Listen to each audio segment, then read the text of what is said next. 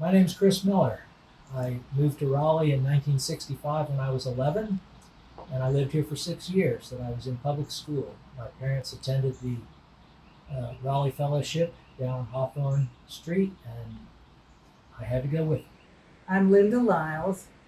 I did not grow up in UUFR, but my parents were friends of UUFR, and in eighth grade, they decided that maybe I needed to start going to UUFR. I was at Lutherans, and they went to Poland, and Poland didn't have a good youth program then.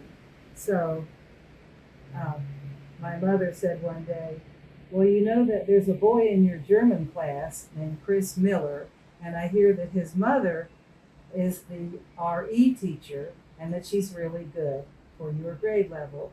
And I think you should try it. And you'll know one person. And we weren't really friends, but I did know who you were. And so she dropped me off at UUFR in eighth grade on the steps there on Hawthorne Street. And I was just home. I was where I needed to be. And I was there through 11th grade. I left Raleigh in 12th grade. So at some point you graduated from RE, religious education, to LRY, No. liberal religious youth. Is that the way it worked? No, describe how. No, it was concurrent. Yeah. Okay.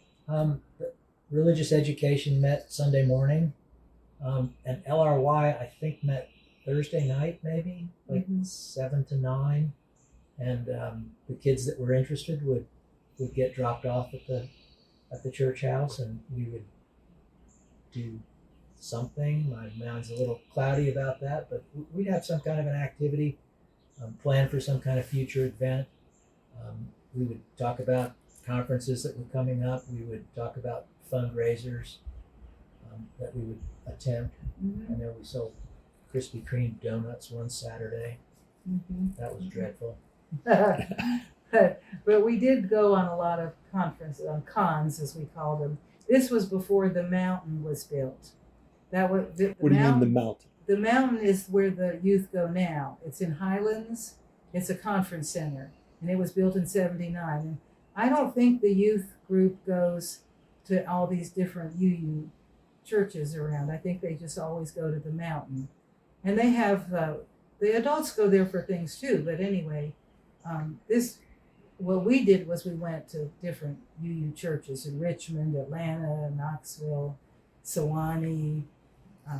Well, that was on campus. That was a week long. Shelter Neck, Oak Ridge, but so we would plan those. LRY started up in 1958 or 59, something like that. But when I got to Raleigh, it didn't exist at Raleigh, and I was unaware that it did exist. And I think it may be because there was no adult that was crazy enough to want to be responsible for teenagers that weren't their own. And then, for whatever reason, Alan Downing stepped up and said, I'll do that. Mm-hmm. And so at some point, it was announced in church one day, I guess, that an LRY group was being formed, and that Alan here was going to be responsible for your children, and that's how it got started. He owned a Volkswagen bus at the time, and was the main transportation for us back and forth to these different places that we went on. And as an adult, I look at that.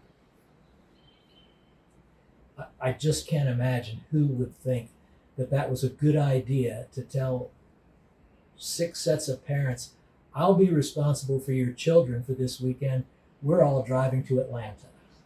And he would load us up in the back of that bus, and there were no seats back there, so there were big pillows and blankets and pieces of foam rubber, and we would ride for hours, and it was wonderful.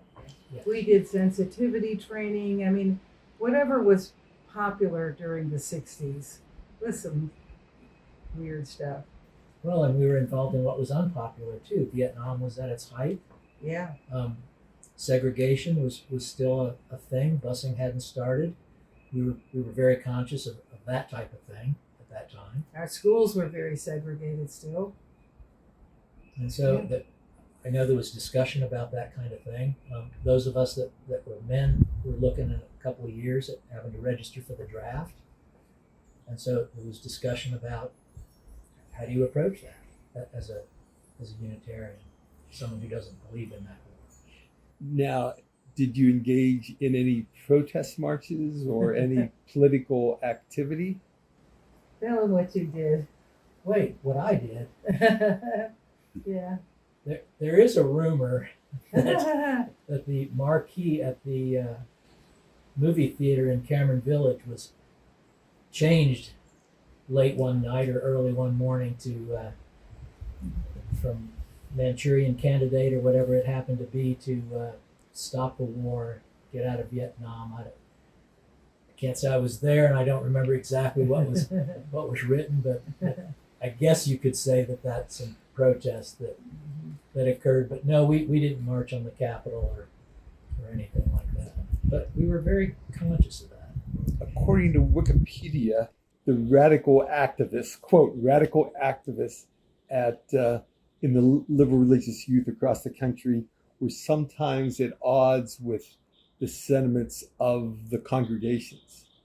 What was LRY's relationship with UUFR? Things were pretty tame in Raleigh. Yeah. I think we were a small group. I imagine yeah. Atlanta or Washington D.C. or someplace like that, Miami, may have had that may have been more of an issue. But there was just a handful of us initially, 6, 8 people. We were pretty tame. LRY eventually got a reputation for, that the kids were doing a lot of drugs and having sex and it was free love and all of that and alcohol. But our group, at least while we were still part of it, we didn't do any of that bad stuff. We were really I remember we said, we get high on life. You said you never remember us saying that. But anyway, that was how we were. I tell you what, I was probably headed for some trouble and would have gotten expelled or started doing drugs or any of the things that were happening at Broughton at that time. But I had LRY, and LRY kind of saved me, really did.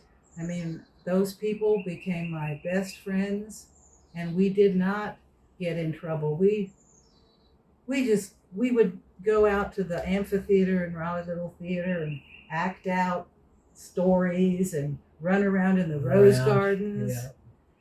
And we would go out to the Breedenberg's house once. We decided to act out The Wizard of Oz. We would roam all around in the fields and the woods out there and just do crazy stuff. But it was all healthy and fun. And then I went to college, and I did not ever get expelled or get into drugs or any bad stuff when I was in high school. It really saved me. You turned into a contributing member to society. I did. I never saw that coming. I know. Well, what about you? I had long hair at that point, and this was the South, and the Unitarian Church and LRY specifically gave me an opportunity to hang out with like-minded and people that looked like me. And so that was a good thing. It was a place to be comfortable. Mm-hmm.